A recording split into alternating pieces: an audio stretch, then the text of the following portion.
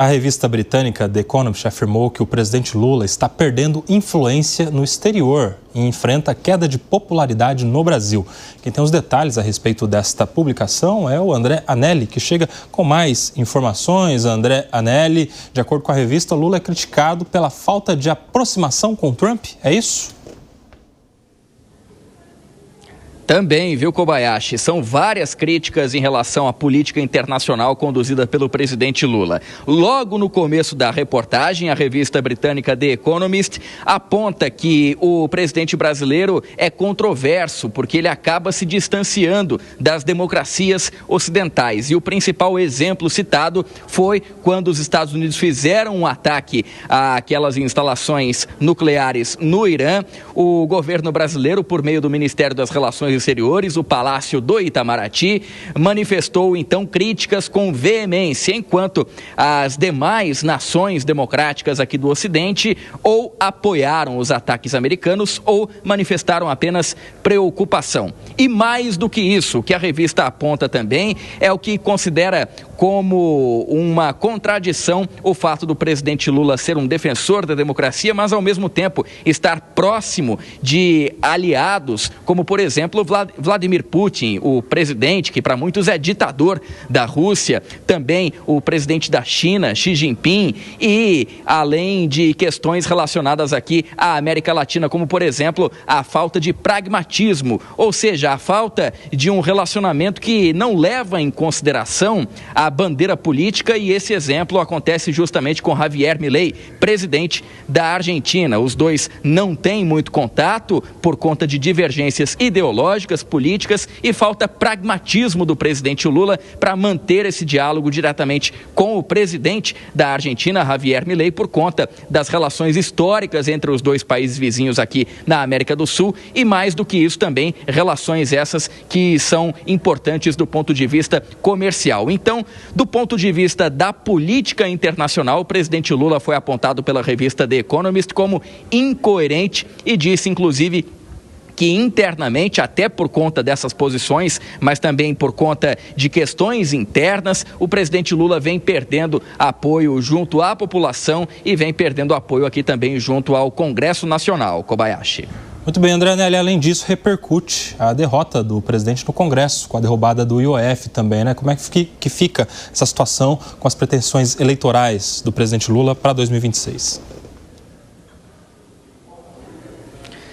Sim, Kobayashi, a mesma publicação acabou apontando justamente então questões internas aqui, como a derrubada na semana passada do decreto presidencial que previa o aumento das alíquotas do imposto sobre operações financeiras. O IOF destacou isso como uma grande derrota por parte do presidente Lula e destacou também que ele tem minoria aqui no Congresso Nacional e que tem baixa popularidade junto à população e que, inclusive, apesar de o ex-presidente Jair Bolsonaro estar, nesse momento, alvo de um processo que pode levá-lo à prisão por tentativa de golpe de Estado, existe a possibilidade, de acordo com a revista, mais uma vez, de que Jair Bolsonaro, mesmo nessa situação, também com uma popularidade, de certa forma, combalida, possa demonstrar quem seria o substituto dele numa disputa eleitoral para o ano que vem, e esse substituto, essa pessoa indicada por Jair Bolsonaro, tem sim grande chance de derrotar o presidente Lula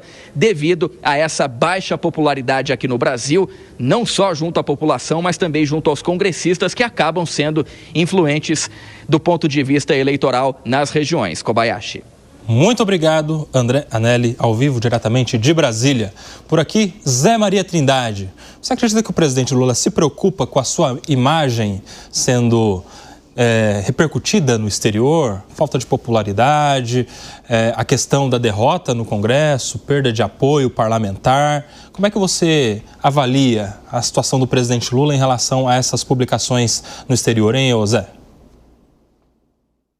Num determinado momento, eu entendi que o presidente Lula, nesse terceiro mandato, tinha mais olhos para o exterior do que aqui exatamente para o Brasil. Ele veio com aquela impressão de colocar o nome dele nos portais do mundo inteiro como uma grande figura internacional, e ele fez tudo por isso. Visitou vários países, conversou com chefes de Estado e fez ações no sentido de um discurso internacional. Portanto, esta avaliação negativa de Lula no exterior repercute muito dentro do governo e, é claro, que preocupa e atinge o próprio presidente Lula e seu ego, né? Nós temos que entender que toda a política, mesmo quando ele estava fora do governo, eram discursos dirigidos à comunidade europeia, aos Estados Unidos, né? E ele fazia isso muito bem, ele e os auxiliares dele. Isso ajudou muito internamente no Brasil, porque veio de fora essa imagem. Portanto, é um golpe duro no ego do presidente Lula, esta avaliação negativa também no exterior.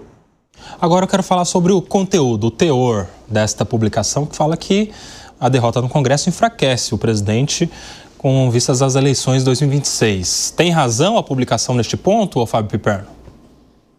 Eu não sei quem foi que de fato a The Economist ouviu entre as maiores, né, digamos, os grandes parceiros do Brasil fora, né, no exterior. Então, vamos pegar as 10 maiores economias do mundo. Estados Unidos, realmente o relacionamento agora é ruim. Tá?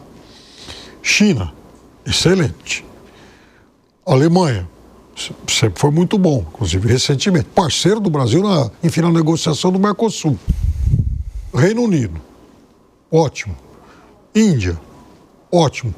França, nem se fala, embora tenha dificuldade, tenha uma posição diferente na questão do Mercosul. Então, enfim, olha como o presidente Lula transita, por exemplo, entre os países árabes. Então, ele tem, sim, dificuldades localizadas nas relações com os Estados Unidos e também com Israel. Isso por acaso, representa o mundo?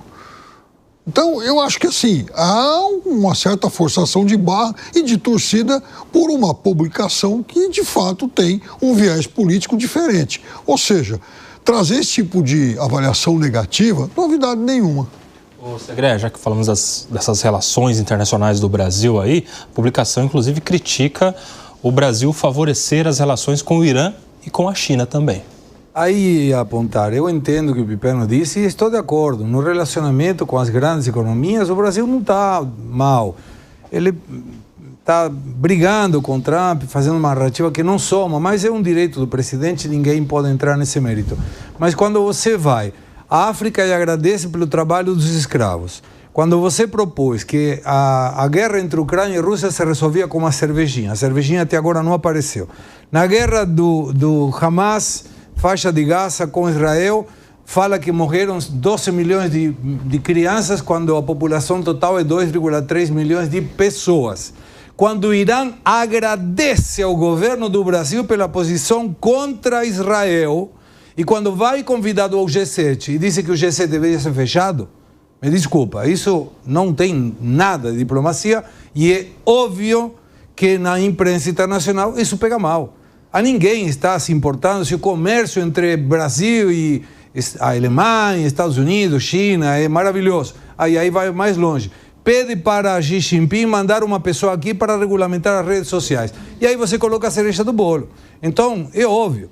E aí vai pior. Se isso você complementa com que The Economist seria como um PSDB, do centro para a esquerda, não é uma oposição. The Economist não é uma publicação... De esquerda? Não é de direita. The Economist é PSDB, de centro à esquerda. Não é direita. Não é direita. É que para vocês, tudo que não é de extrema direita é de esquerda. Não, é extrema esquerda ou extrema direita. Ou seja, é uma revista do mínimo de viés liberal. A capa do Cristo duas vezes, super contra o Jair Bolsonaro. Vamos lá, um de cada, desenvolva. Por que não é de esquerda, o Fábio Piperno? Depois a gente vai ouvir os colegas. Um de cada, fala aí. Na economia de viés super liberal. Tem nada de esquerda. Imagina se algum defensor da intervenção do Estado vai ser colunista lá da Economist. Claro que não, né? Quem é que vai falar aqui, o Gani ou o Segré? Eu já falei, deixa eu... Não, tem posições liberais, mas, por exemplo, o Economist compra toda a pauta woke, né? É uma posição Tanto é que já foi até bem simpática ao presidente atual com aquelas publicações no passado do Cristo decolando por 2 vezes, foi super crítica a Jair Bolsonaro, concordo absolutamente com o Segré. Talvez seja de direita no lado econômico, né? Mas Sim, no lado político, de costumes, aí é de esquerda. Ô Zé Maria Trindade, sendo de direita ou de esquerda, você acha que tem razão a imprensa aí, a The Economist, em falar que o presidente está se complicando aí em relação a 2026 pelas derrotas no Congresso? Olha, o presidente Lula não é presidente do mundo, ele é presidente do Brasil. E a revista está exatamente avaliando aqui internamente. Não precisa ser um grande especialista para ver que a situação é crítica. Eu estou ouvindo até de integrantes do governo de que o governo não vai bem, que a coisa está travada e que o presidente Lula já não é mais o mesmo, já não tem mais aquela habilidade política e força de trabalhar para fazer o governo andar. Então, assim, é uma realidade. E não foi feita lá ouvindo estrangeiros. Vieram aqui no Brasil, são os correspondentes que viram e estão lá falando o que está acontecendo no Brasil, o que nós estamos tendo contato todos os dias. Ou através de pesquisas mostrando a impopularidade do presidente que cresce, ou da aceitação do governo, né, de popularidade do governo, avaliação negativa e um histórico. Então, a revista está falando a realidade, está reproduzindo para eles, né, o que nós aqui já sabemos.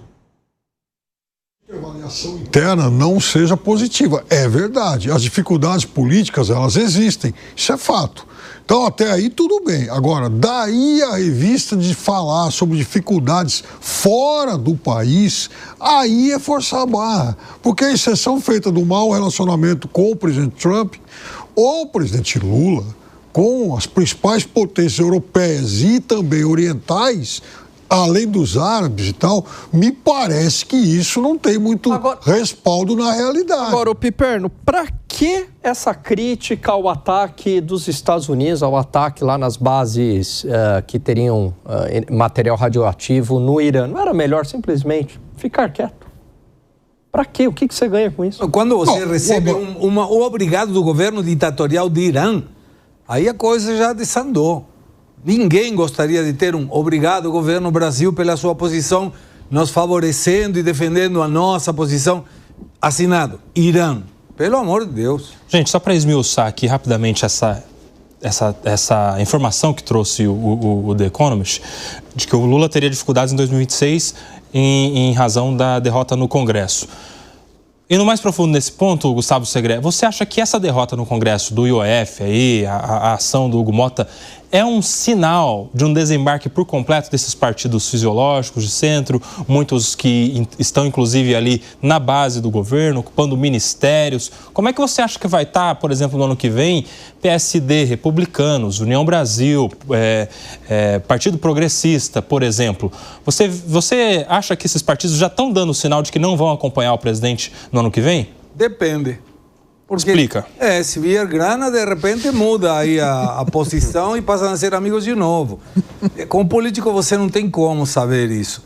Mas que fica muito claro que a aliança do governo dentro do Congresso, nas últimas 2 votações importantes, que foi a urgência do IOF e o PDL, foi menor a 100 deputados. E isso é grave, porque você não pode ter uma aliança de governo com 20% da Câmara de Deputados. É muito pouco.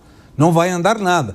Vamos esperar as próximas pautas para ver o resultado. Mas que é muito provável que se a falta de popularidade, o aumento da impopularidade continuar aumentando, muitos vão cair fora do barco. Você tem uma ideia? Esses partidos que eu citei, a maioria votou inteiramente com a oposição derrubando o decreto do presidente Lula. Até o PSB, o senhor Fábio Piperno, que é partido do vice-presidente, se dividiu. Alguns parlamentares votaram contra os interesses do governo também. O que significa?